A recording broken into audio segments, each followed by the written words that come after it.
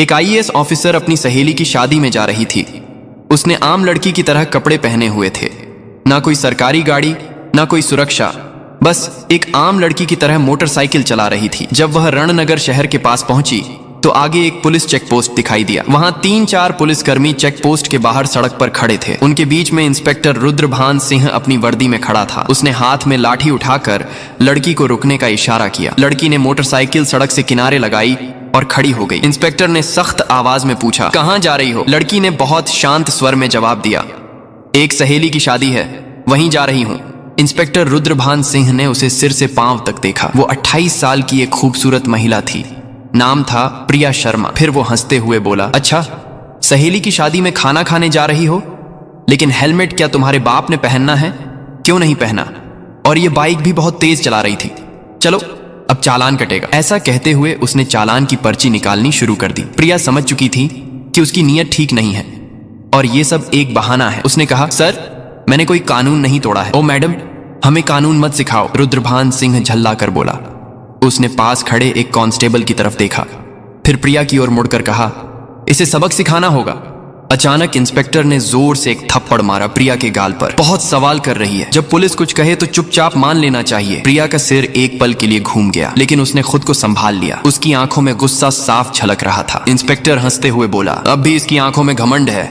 ऐसे कितनों को ठीक कर चुका हूं, इसे अच्छी तरह से सबक सिखाना होगा। एक कांस्टेबल आगे आया और बोला, सर, इसे थाने ले चलते हैं, वहीं इसका इलाज होगा, तब समझेगी कि पुलिस से कैसे बात की जाती है। फिर एक और कांस्टेबल ने प्रिया का हाथ पकड़कर खींचते हुए कहा, चलो गाड़ी में बैठो।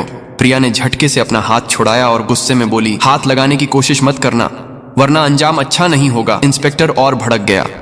उसने एक और कांस्टेबल से कहा, देखो इसका घमंड। कांस्टेबल आगे बढ़ा, प्रिया का बाल पकड़कर उसे खींचने लगा। प्रिया दर्द से कराह उठी। फिर भी उसने अब तक अपनी असली पहचान नहीं बताई थी। वह देखना चाहती थी कि यह लोग कितनी नीचता तक जा सकते हैं। इसी बीच एक पुलिसकर्मी ने गुस्से में उसकी बाइक पर लाठी मार दी और ऊंची आवाज में बोला, बड़ी आई साधु बनने वाली, अब तुझे खिलौना बनाकर खेलेंगे। प्रिया अब अच्छे से समझ चुकी थी कि उसके साथ क्या होने वाला है और यह लोग कितना नीचे गिर सकते हैं। इंस्पेक्टर की आंखों में गुस्सा भरा था। वो जोर से चिल्लाया, तेरे जैसे कई होशियार देखे हैं, पुलिस से पंगा लेगी, आज मजा छकाएंगे।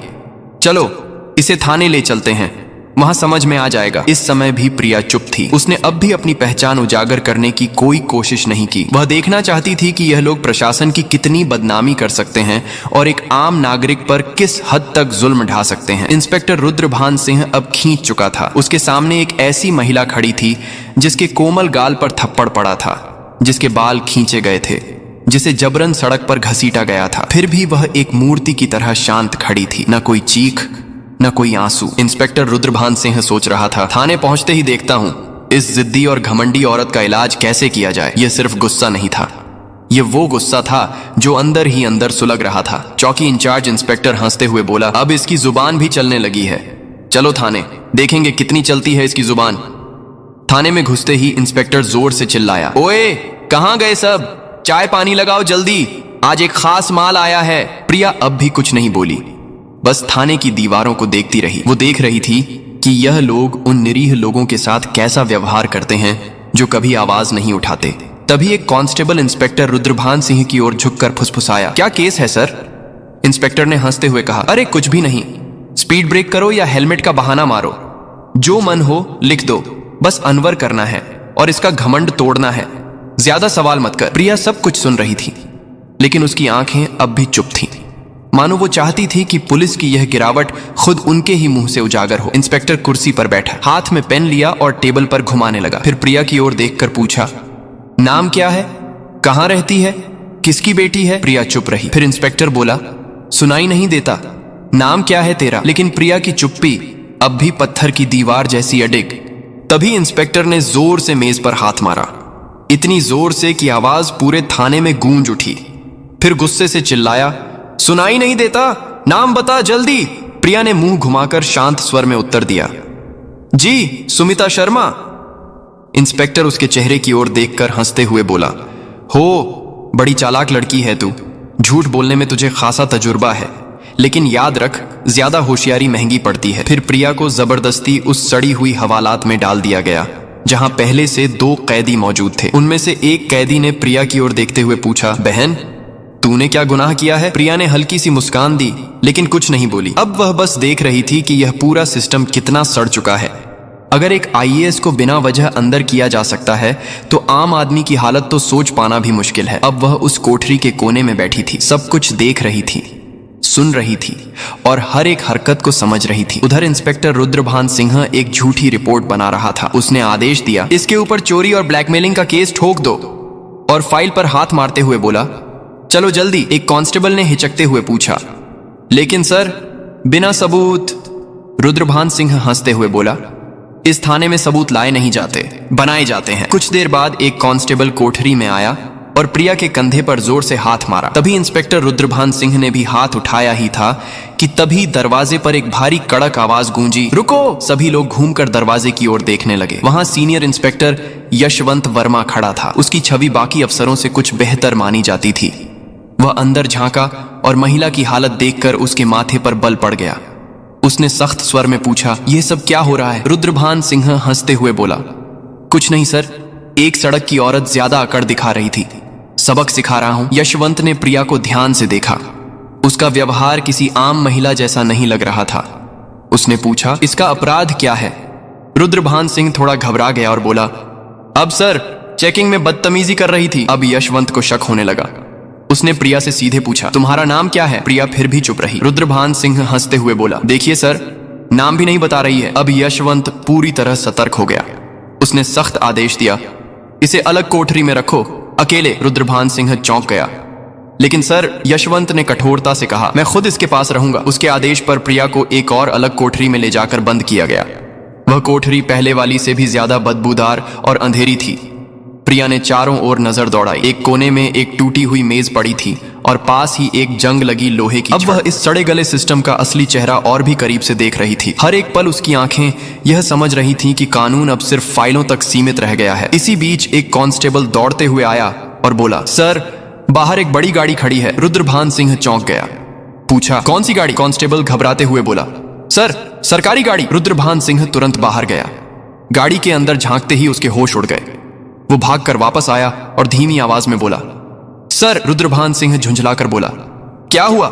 कौन आया है? कांस्टेबल कांपते हुए बोला, सर कमिश्नर साहब आए हैं। रुद्रभान सिंह का चेहरा पड़ गया। सीनियर इंस्पेक्टर यशवंत वर्मा भी सतर्क हो गया। अब मामला सीधे ऊपर तक पहुंच चुका था। कमिश्नर साहब थाने में दाखिल हुए। उनकी आंखों में गुस्सा साफ झलक रहा था। उन्होंने रुद्रभान सिंह की ओर देखकर सख्त स्वर में पूछा, इंस्पेक्टर रुद्रभान सिंह, ये क्या तमाशा चल रहा है यहाँ? रुद्रभान सिंह घबरा गया और बोला, कुछ नहीं सर, एक छोटा सा केस है बस। कमिश्नर साहब ने टेबल से फाइल उठाई और ध्यान से पढ़ने लगे। उनके माथे पर शिकन आ गई। फिर वह कोठरी की तरफ झांके और बोले, ये कौन है? रुद्रभान सिंह तुरंत बोला, सर इस महिला पर 420 और धोखाधड़ी का केस है। कमिश्नर ने सीधा सवाल किया, तुम्हारे पास सबूत है? दोबारा बोले, कोई भी सबूत है तुम्हारे पास? अब रुद्रभान सिंह पूरी तरह फंस चुका था। कमिश्नर साहब ने सीधे महिला की ओर देखा और पूछा, तुम्हारा नाम क्या है? और तभी पहली बार प्रिया शर्मा ने हल्की सी मुस्कान दी और कहा, आईएएस प्रिया शर्मा। थाने में एकदम सन्नाटा छा गया। हर चेहरा पीला पड़ गया। रुद्रभान सिंह के हाथ पांव कांपने लगे। बाकी सभी कांस्टेबल हैरान होकर एक दूसरे की ओर देखने लगे। रुद्रभान सिंह के पैरों तले जमीन खिसक गई। जिस महिला को वह एक मामूली अपराधी समझ रहा था, वह थी वही अधिकारी जो पूरे जिले की प्रशासनिक व्यवस्था संभालती थी। वह कोई आम औरत नहीं थी, वह थी स्वयं आईएएस प्रिया शर्मा। जिस महिला को सड़क पर घसीटा गया था, जिसके बाल खींचे गए थे, जिसे थप्पड़ मारा गया था, जब यह सच्चाई सबके सामने आई, पूरे थाने में हड़कंप मच गया। सभी कांस्टेबल्स स्तब्ध हो गए। कमिश्नर साहब ने तेज गुस्से से भरी नजर से इंस्पेक्टर रुद्रभान सिंह की ओर देखा और गरजते हुए बोले, रुद्रभान सिंह, तुझमें इतनी हिम्मत आई कैसे कि तू एक सीनियर ऑफिसर पर झूठा आरोप लगाने की जरूरत कर बैठा? रुद्रभान सिंह कुछ बोलने की कोशिश कर ही रहा था कि तभी पास में खड़े सीनियर इंस्पेक्टर यशवंत वर्मा जोर से बोले, सर मैंने पहले ही कहा था कि यहाँ कुछ ना कुछ गड़बड़ है। अब रुद्रभान सिंह पूरी तरह अकेला पड़ चुका था। तभी पहली बार प्रिया शर्मा ने अपनी शांत लेकिन दृढ़ आवाज में सीधा फैसला सुना दिया, रुद्रभान सिंह, अब तेरी नौकरी गई, तेरा सस्पेंशन पक्का और तेरे खिलाफ अब केस भी चलेगा। ये सुनते ही रुद्रभान सिंह का चेहरा जैसे सफेद पड़ गया, सांस अटकने लगी। बाकी पुलिसकर्मी भी उससे नजरें चुराने लगे। यशवंत वर्मा ने तुरंत आदेश दिया, हवलदार साहब इसे पकड़ो। और लॉकअप में डालो। लेकिन तभी रुद्रभान सिंह ने अपनी जेब से एक मुड़ा हुआ कागज निकाला और मुस्कुराते हुए बोला, रुको मैडम, ये पहले देख लो, फिर जो करना हो कर लेना।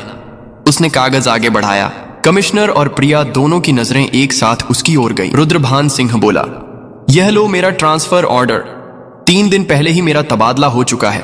अब चाहे तुम जितना भी गुस्सा करो, मुझे नौकरी से नहीं निकाल सकती। पूरे थाने में फिर एक बार सन्नाटा छा गया। प्रिया ने वो कागज हाथ में लिया और ध्यान से पढ़ा। कमिश्नर ने यशवंत वर्मा की ओर तीखी नजर डालते हुए कहा, जाओ देखो ये कागज असली है या सिर्फ दिखावा। यशवंत ने कंप्यूटर रिकॉर्ड खंगाला और फिर सिर उठाकर बोला, सर यह असली है, लेकिन अब तक इसने नए इंस्पेक्टर को चार्ज नहीं सौंपा है। यानी अभी तक यहाँ का आधिकारिक इंस्पेक्टर यही है और सारे कुकर्म इसी के कार्यकाल में हुए हैं। अब इसे कोई नहीं बचा सकता। प्रिया शर्मा ने रुद्रभान सिंह की आंखों में आंखें डालकर कहा, अब तेरा नया ठिकाना वहीं होगा जहां तू दूसरों को डाला करता था। कमिश्नर ने भी सिर हिलाकर उसकी बात पर अपनी मोहर लगा दी। जैसे ही 2 कांस्टेबल उसे पकड़ने आगे बढ़े, रुद्रभान सिंह फिर से चाल चल गया और जोर से बोला, रुको मैडम, मैडम मैं अकेला नहीं हूं। क्या आपको लगता है कि सारा दोष सिर्फ मेरा है? फिर वह थाने के बाकी पुलिस वालों की ओर इशारा करते हुए बोला, ये सब मेरे साथ थे, ऊपर तक सब शामिल है। इतना कहते ही कुछ पुलिस कर्मियों के चेहरों का रंग उड़ गया। सीनियर इंस्पेक्टर यशवंत वर्मा हालात को भांपकर एक एक करके सभी की ओर शक की नजरों से देखने लगे। प्रिया शर्मा ने शांत लेकिन दृढ़ स्वर में कमिश्नर की ओर देखते हुए कहा, अब इस पूरे थाने को साफ करना होगा, कोई नहीं बचेगा। कमिश्नर ने भी सिर हिलाते हुए कहा, जो हुक्म मैडम, अब एक एक करके सबका हिसाब लिया जाएगा। ये बात मुंह से निकलते ही थाने के भीतर बिजली सी गिर गई। थाने के बाहर कुछ पत्रकार पहले से खड़े थे। उन्हें पहले से ही शक था कि थाने के अंदर कोई बड़ा घोटाला चल रहा है। जैसे ही उन्हें खबर मिली कि पूरा थाना लाइन हाजिर किया गया है, उन्होंने तुरंत मोबाइल से ब्रेकिंग न्यूज वायरल करना शुरू कर दिया। उसी वक्त एक चमचमाती गाड़ी थाने के सामने आकर रुकी। दरवाजा खुला और स्वयं एसपी साहब बाहर आए। चारों ओर नजर दौड़ाई। हर चेहरे पर हवाइयां उड़ रही थीं। थाने के सारे अफसर एक तरफ चुपचाप खड़े थे। एसपी साहब ने तीखे स्वर में पूछा, यहां कब से तमाशा चल रहा है? लेकिन कमिश्नर और थाना इंचार्ज दोनों एकदम चुप थे। तभी प्रिया शर्मा ने सीधे एसपी की आंखों में आंखें डालकर कहा, क्या तुम्हें लगता है तुम बच जाओगे? यशवंत वर्मा तुरंत एक फाइल निकालकर प्रिया शर्मा के हाथ में थमा दी। ये वही फाइल थी जिसमें एसपी साहब के सारे काले कारनामों का पर्दाफाश था। प्रिया ने वो फाइल एसपी साहब की ओर बढ़ाते हुए कहा, लो देखो, इसमें तुम्हारे हर गुनाह का किराया लिखा है। एसपी साहब के माथे से पसीना बहने लगा। कमिश्नर ने बिना एक पल गंवाए तेज आवाज में आदेश दिया, पकड़ो इसे, तुरंत गिरफ्तार करो। पूरा थाना स्तब्ध रह गया। इतने बड़े अफसर को किसी ने पहली बार खुलेआम इस तरह चुनौती दी थी। एसपी की गिरफ्तारी के साथ ही पूरे जिले में तूफान आ गया। मामला दिल्ली तक पहुंच गया। मुख्यमंत्री तक खबर पहुंच चुकी थी और वहां से सीधे आदेश आया कि जिले में जितने भी अफसर मिलकर गड़बड़ कर रहे थे सबको गिरफ्तार करो। अगले 2 ही दिनों में पूरे जिले से 40 से ज्यादा पुलिस अफसर, 10 से ज्यादा बड़े अधिकारी और कुछ राजनीतिक नेता भी गिरफ्तार कर लिए गए। रणनगर जिले की हवा ही बदल गई। अब चारों तरफ सिर्फ एक ही नाम था, आईएएस प्रिया शर्मा। उनकी ईमानदारी और साहस की चर्चा हर जुबान पर थी। वह महिला जिसने पूरे सड़े गले सिस्टम को हिलाकर रख दिया था। अब प्रशासन में एक नई गति, एक नई सोच और सबसे अहम एक नया डर आ गया था। अब कोई भी यह नहीं कह सकता था मुझे कुछ नहीं होगा। प्रिया शर्मा का काम पूरा हो चुका था। उन्होंने साबित कर दिया था कि अगर मन साफ हो, नीयत सच्ची हो तो पूरा देश भी सुधारा जा सकता है। अगर आपने वीडियो को यहां तक देखा है तो प्लीज एक लाइक जरूर करें और चैनल को सब्सक्राइब करके हमारा साथ दें।